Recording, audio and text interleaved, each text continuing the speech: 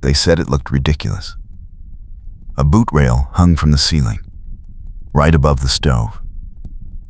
The mining claim owner walked through in November, looked up at the iron bars suspended on chains, and shook his head.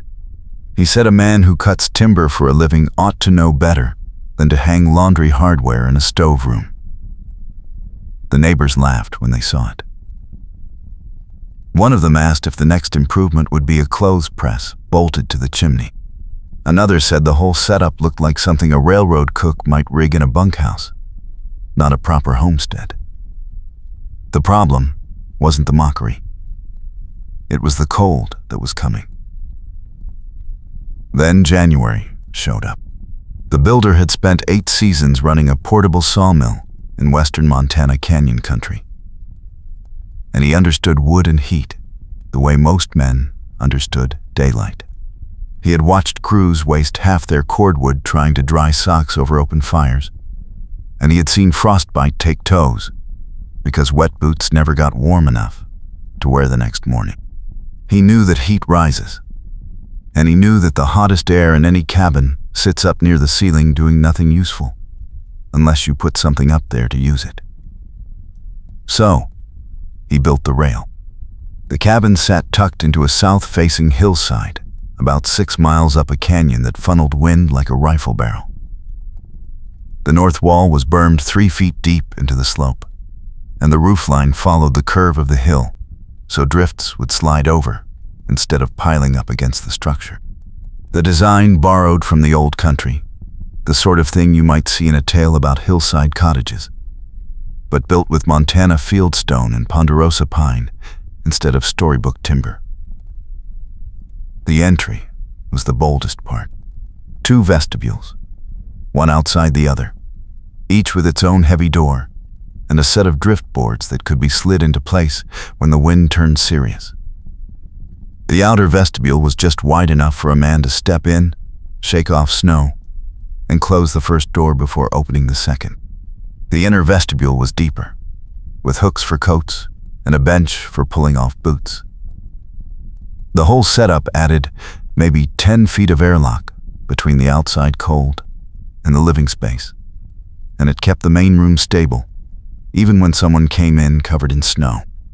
The stove was a simple barrel type, welded from 1/4-inch plate, and set on a stone base in the center of the main room. The firebox was small, designed to burn hot and fast rather than smolder all night.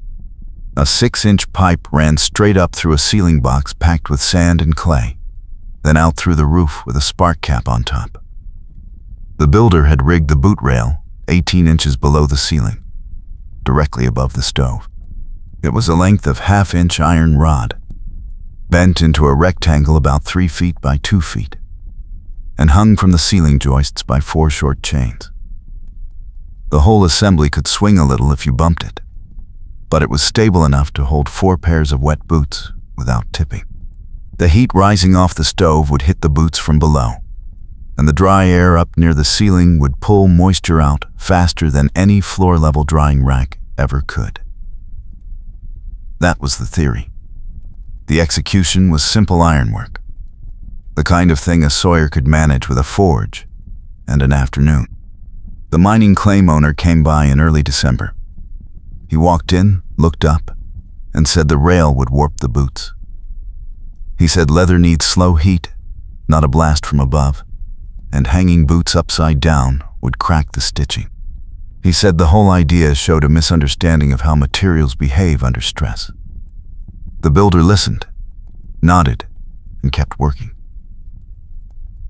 He had no interest in arguing with a man who spent his days underground and his nights in a tent. The proof would come when the temperature dropped, and it would come whether anyone believed in it or not. The other neighbors were less pointed but no more convinced. One of them asked if the rail was meant to be permanent, or if it was just an experiment. Another wondered aloud whether the builder planned to add more rails, maybe one for hats and another for gloves, until the whole ceiling looked like a general store. The builder said nothing.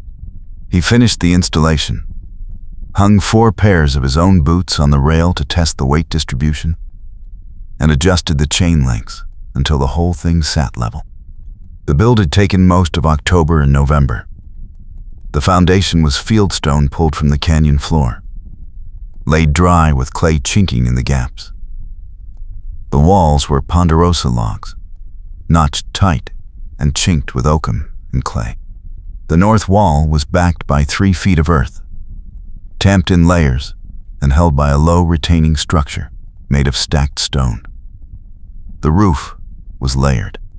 First came poles laid close, then a mat of woven willow, then 6 inches of clay mixed with straw, then a final layer of sod cut from the hillside and laid grass side up. The whole thing shed water, held heat, and added enough weight to keep the structure planted against the wind. The south wall had 2 small windows, each with a single pane of glass and a wooden shutter that could be closed from inside. The windows faced downslope, catching whatever sun the canyon allowed and giving a view of the approach path. The inner vestibule had no window. It was a dark, narrow space with a low ceiling and a dirt floor, designed to trap cold air and keep it away from the main room. The stove burned clean. The builder had learned to split kindling fine and stack it loose, letting air move through the firebox so the wood burned hot instead of smoky. A full load of kindling and 2 thick splits would bring the stove up to temperature in 15 minutes, and the heat would spread through the room fast because the ceiling was low and the space was small. The boot rail sat right in the path of the rising heat. Within an hour of lighting the fire, the iron bar would be warm enough to make wet leather steam. The boots would dry overnight, and by morning they would be warm, flexible, and ready to wear. That was the plan. The test came in the 3rd week of January. The temperature had been dropping steadily for 5 days, and on the 21st it hit minus 25 degrees Fahrenheit by mid-afternoon. The builder kept the fire going, fed it through the evening, and banked it before bed. He woke in the middle of the night to silence. The stove had gone cold. The firebox was down to ash and a few dull coals. The room temperature had dropped, but it had not collapsed. The builder got up, relit the fire, and checked the boots on the rail. They were dry. Completely dry. Still warm to the touch, flexible, ready to wear. He pulled them on, laced them, and walked to the window. The glass was clear. No frost, no condensation, just cold black glass reflecting the firelight. He opened the inner vestibule door and felt the temperature difference. The vestibule was cold, maybe 10 degrees colder than the main room, and the outer vestibule beyond that was colder still. But the main room had held. The bench was still warm enough to sit on without a blanket. The air near the ceiling was warmer than the air at floor level, and the boot rail had captured that warmth and used it. The mining claim owner had been wrong. The boots had not warped. The stitching had not cracked. The leather had dried evenly, and the heat from above had worked better than any floor rack or fireside stone ever could. That was the moment the design proved itself, and it happened in the middle of the night with no witnesses and no ceremony. By morning, the temperature outside had dropped to minus 40 degrees Fahrenheit. The builder measured it with a mercury thermometer hung on the north side of the outer vestibule, in the shade where the reading would be honest. Minus 40. The coldest reading he had seen in 8 winters in the canyon. He walked back inside, closed both vestibule doors, and checked the main room. The fire was burning clean. The boot rail was doing its job.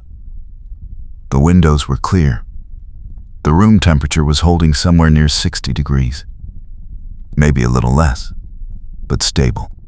He sat on the bench and pulled on the boots that had dried overnight. They fit perfectly. No stiffness, no cold spots, just warm leather that flexed the way it should. He laced them, stood, and walked outside to split more wood. The cold hit him the moment he stepped past the outer door, but his feet stayed warm. That was the difference between a wet boot and a dry one. And the rail had made the difference. The mining claim owner came back 2 days later.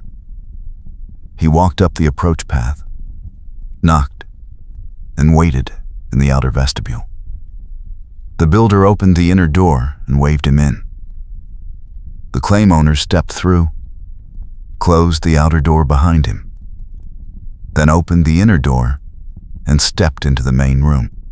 He stopped just inside the threshold and looked around. The room was warm.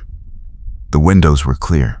The stove was burning low, just a small fire, nothing excessive. He looked up at the boot rail. 4 pairs of boots hung there, dry and ready. He looked back at the builder and said nothing for a moment. Then he asked what the room temperature was. The builder said it was holding around 60 degrees, maybe 55 near the floor. The claim owner asked what it had been at midnight when the stove went out.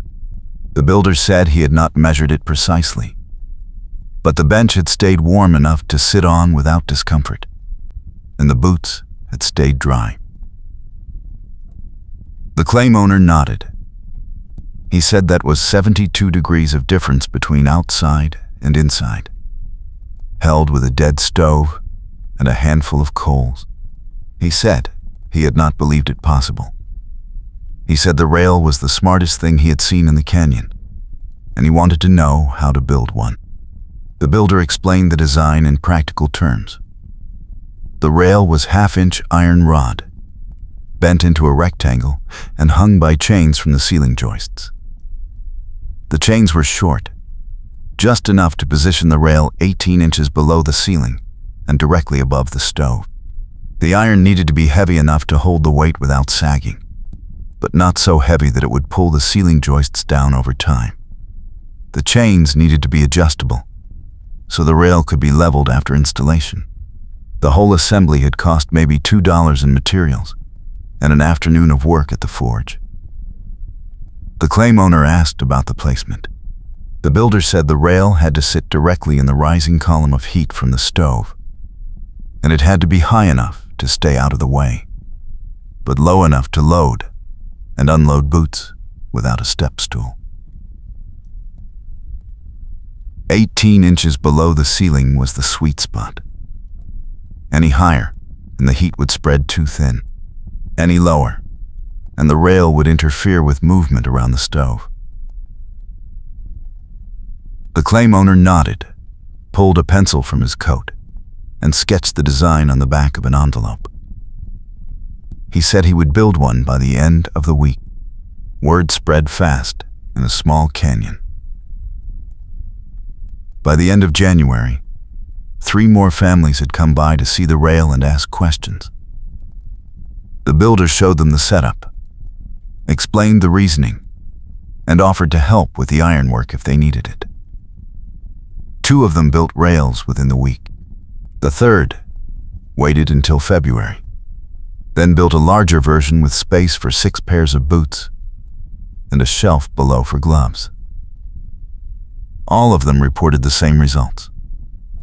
Dry boots overnight, clear windows, stable room temperature, even when the fire burned low. The efficiency was not dramatic in mild weather, but when the temperature dropped below 0, the difference was obvious. A boot that stayed dry was a boot that kept your feet warm, and feet that stayed warm kept you working instead of laid up with frostbite. That was the practical outcome, and it was enough to change minds. The design had one weakness. The rail worked best with a stove that burned hot and fast, the kind that produced a strong updraft and a concentrated column of heat. A stove that smoldered or burned dirty would not generate enough rising heat to dry boots efficiently, and the rail would just sit there, doing nothing useful. The builder had learned to manage the fire carefully, splitting kindling fine and stacking it loose so air could move through the firebox. He burned ponderosa pine when he could get it, and he avoided green wood or anything with high moisture content. The result was a clean, hot fire that produced steady heat and minimal smoke. The boot rail captured that heat and put it to work. The families who copied the design had to learn the same fire management skills, and some of them struggled at first. One of them complained that his boots were not drying as fast as the builder's had. The builder walked over, looked at the stove, and saw a firebox full of half-burned splits and heavy smoke. He showed the man how to split the wood finer and stack it looser, and the problem disappeared. The efficiency numbers were harder to pin down. The builder did not have instruments to measure heat retention or fuel consumption precisely, but he kept rough records of how much wood he burned per day and how often he had to reload the stove. Before the rail, he had been burning about a cord of wood every 3 weeks during the coldest part of winter. After the rail, that number dropped to about a cord every 4 weeks, maybe a little longer. The difference was not huge, but it was real, and it added up over a season. The savings came from 2 sources. First, the rail made better use of the heat that was already rising off the stove, so less heat was wasted. Second, dry boots meant he could work longer outside without coming in to warm up, which meant fewer trips in and out, which meant less cold air entering the cabin, which meant the stove did not have to work as hard to maintain temperature. The whole system became a little more efficient, and the rail was the key piece that made it work. The coldest night of the season came in early February.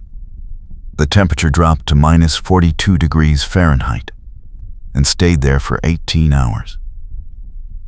The builder kept the fire going through the evening, banked it at midnight, and checked it again at 3 in the morning. The firebox was down to coals, but the room was still holding at 55 degrees. The boot rail was warm. The boots were dry. The windows were clear. He added a few splits, closed the stove door, and went back to bed. By morning, the temperature outside had climbed to minus 35, and the fire was burning clean again. The boots on the rail were ready to wear. He pulled them on, laced them, and walked outside to check the woodpile.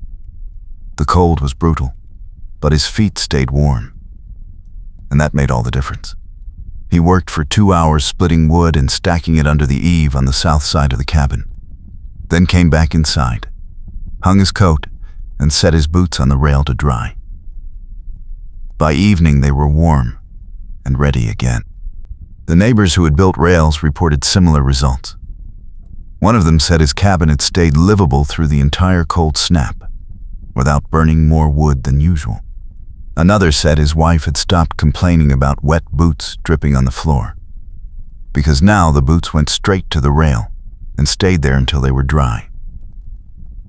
A third said the rail had paid for itself and saved firewood within the first month. The mining claim owner, who had been the loudest skeptic, became the loudest advocate.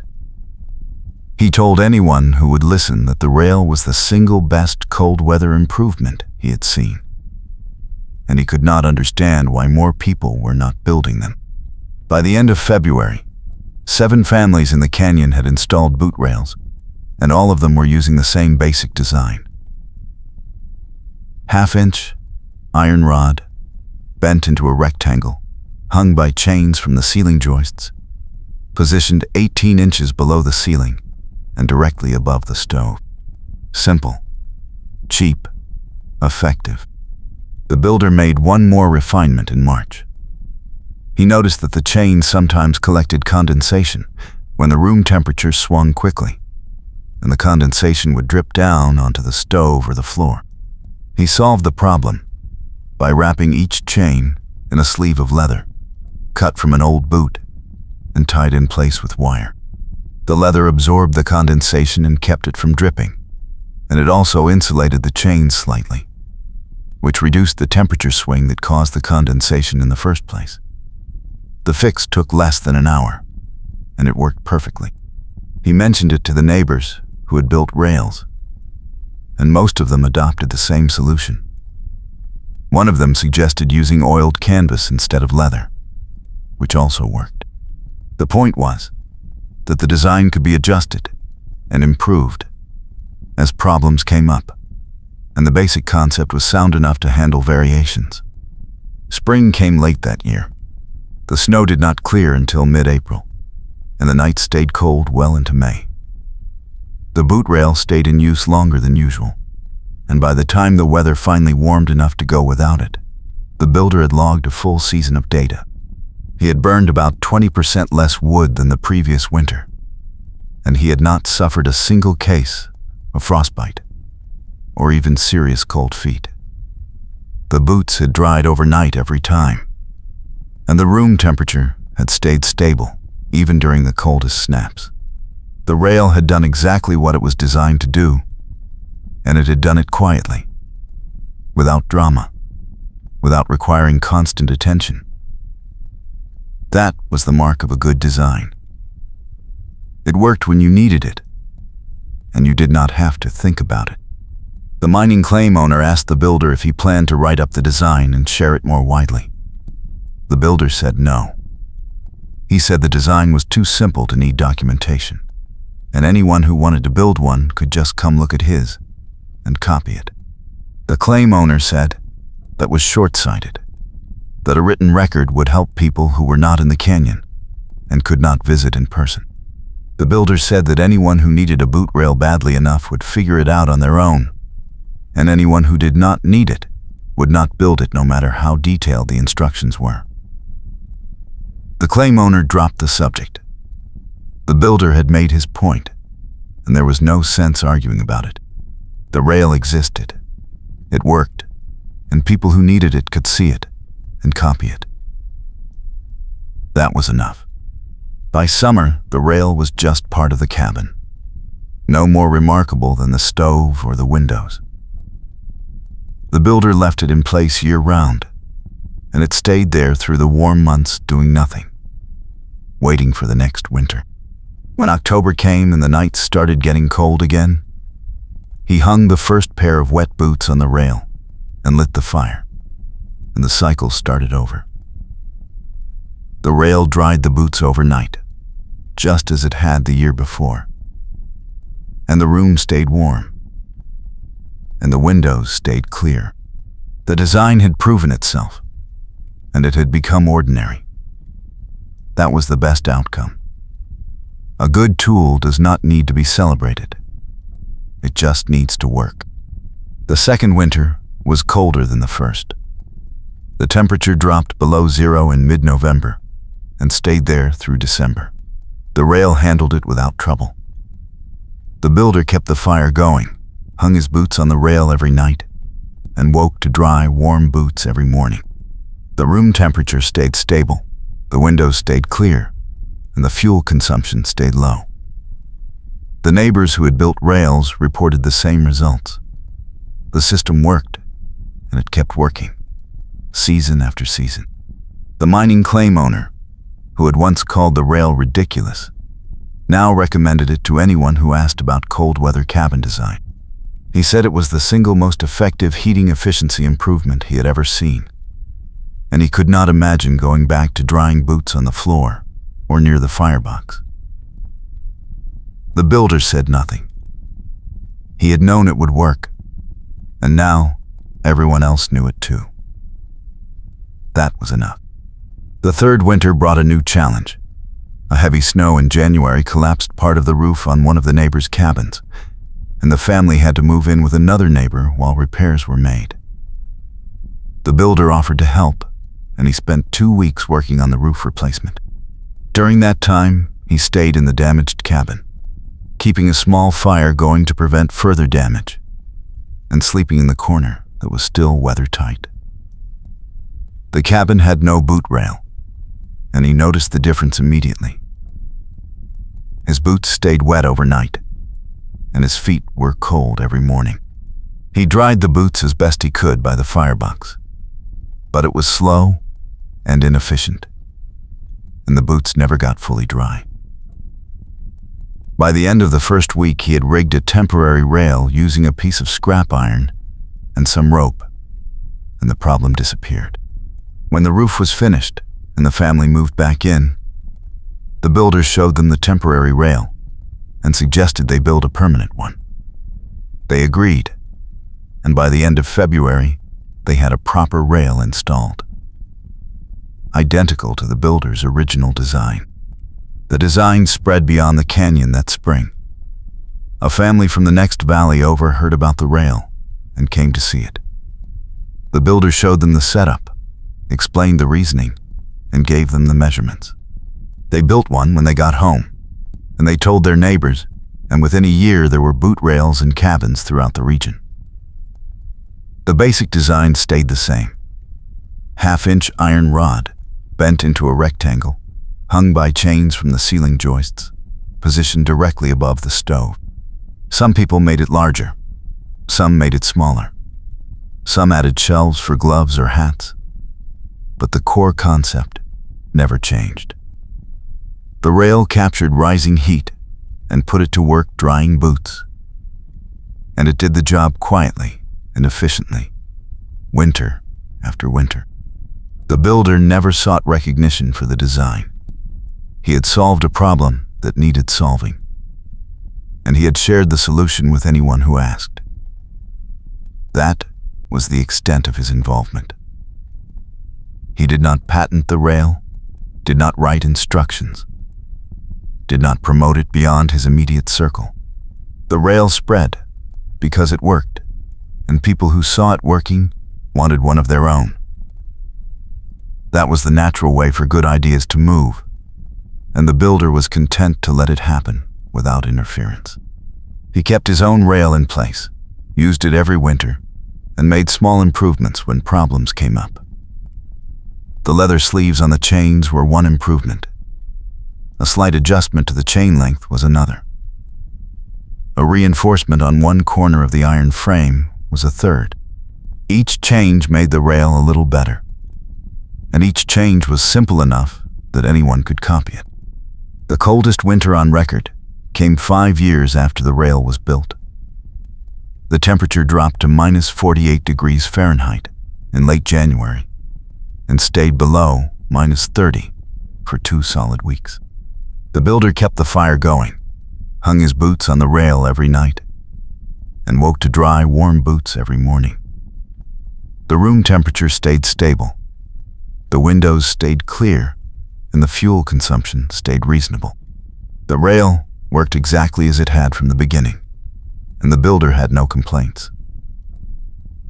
The neighbors who had built rails reported the same results.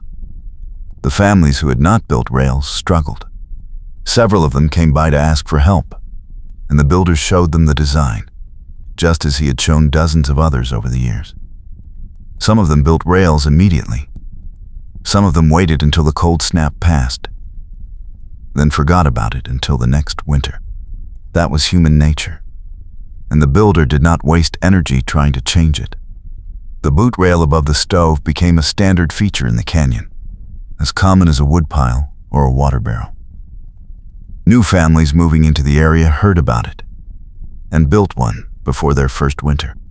Old families who had resisted finally gave in and installed one after a particularly cold season convinced them.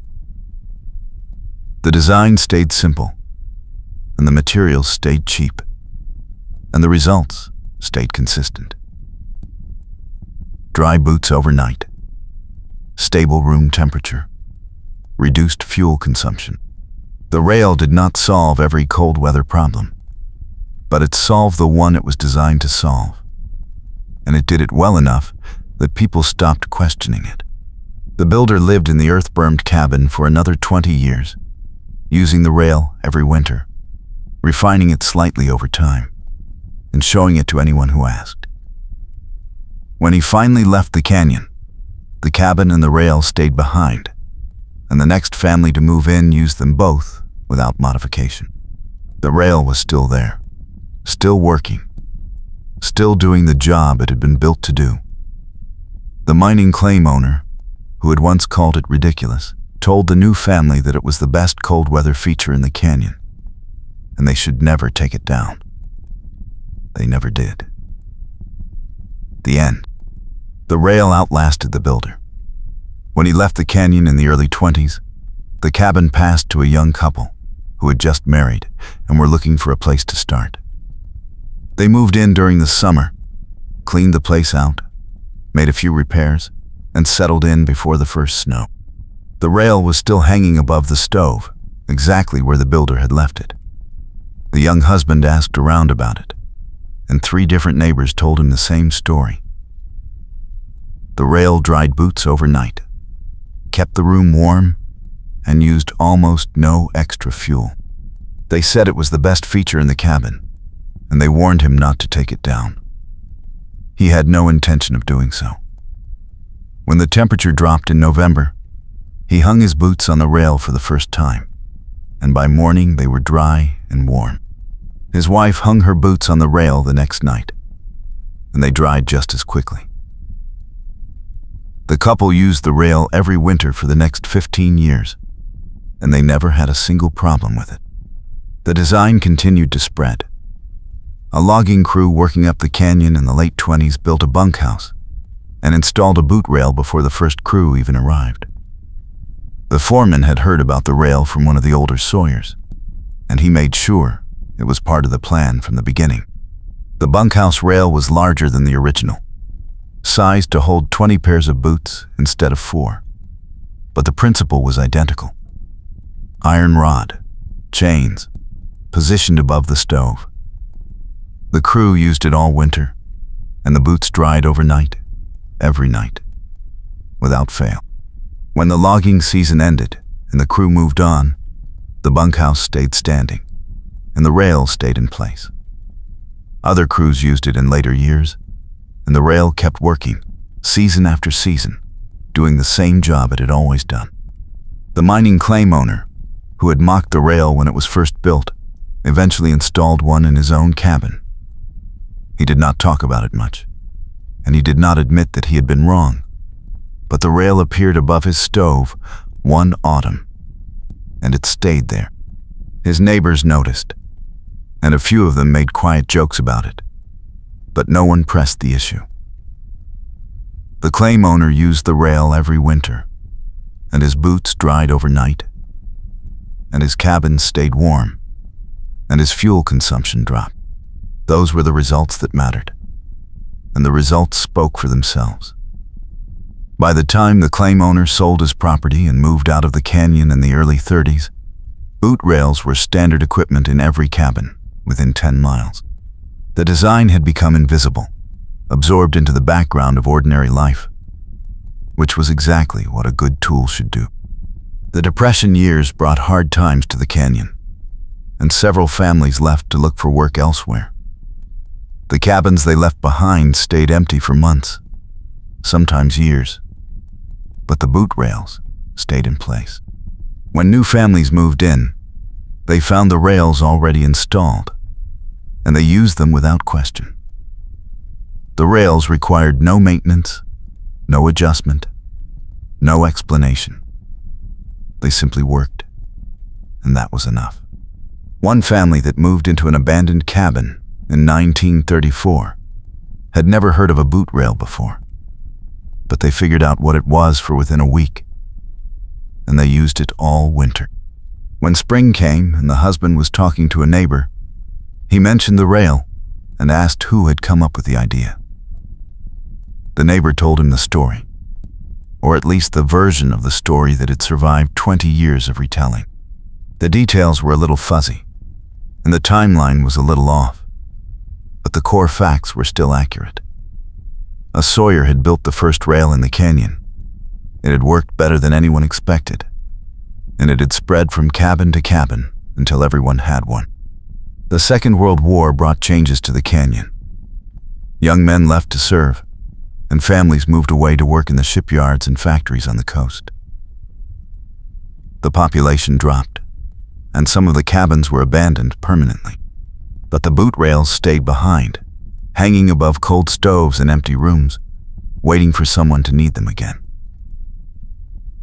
After the war ended, a few families returned, and a few new families moved in, and the cabins were occupied once more.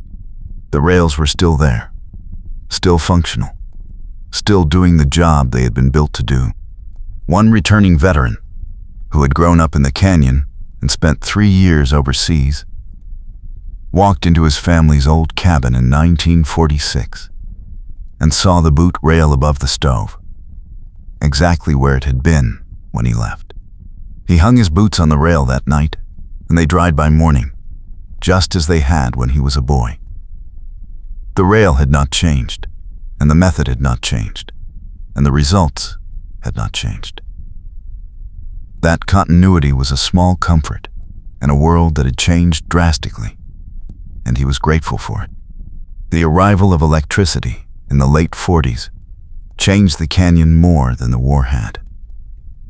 Power lines reached the valley in 1948, and within 2 years most of the occupied cabins had electric lights, electric pumps, and in a few cases, electric heaters. The boot rails stayed in place, but their role shifted. Families who installed electric heaters no longer needed to rely entirely on the wood stove for warmth, and some of them stopped using the rail as often. But the rail remained useful on the coldest nights, when the electric heater struggled to keep up, or when the power went out, which happened regularly during winter storms. On those nights, the families went back to the wood stove, and the boots went back on the rail, and the system worked exactly as it had 30 years earlier. The rail had been designed for a world without electricity, but it adapted to the new world without difficulty. By the early 50s, the canyon population had stabilized. Most of the families who remained were longtime residents or their children, people who had grown up with boot rails and understood their value. The rails were maintained, used when needed, and largely taken for granted.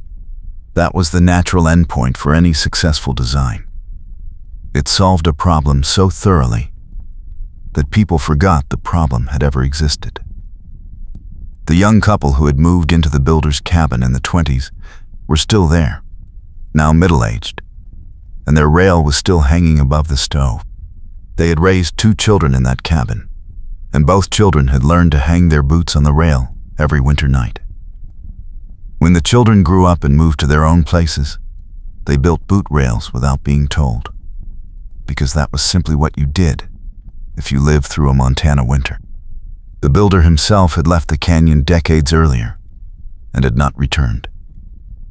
No one knew where he had gone or whether he was still alive. His cabin had passed through 3 families, and the rail had outlasted all of them. It hung above the stove in the same position it had occupied since the winter it was built.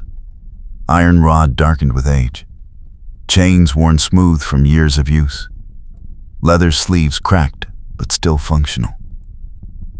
The rail had done its job for more than 30 years, and it showed no signs of stopping. It would keep working as long as someone kept the stove lit and hung boots on the chains. That was the measure of good design. Not recognition, not fame, not legacy. Just function, sustained over time, solving the problem it was built to solve. The rail had done that, and it had done it quietly, and that was enough. The end.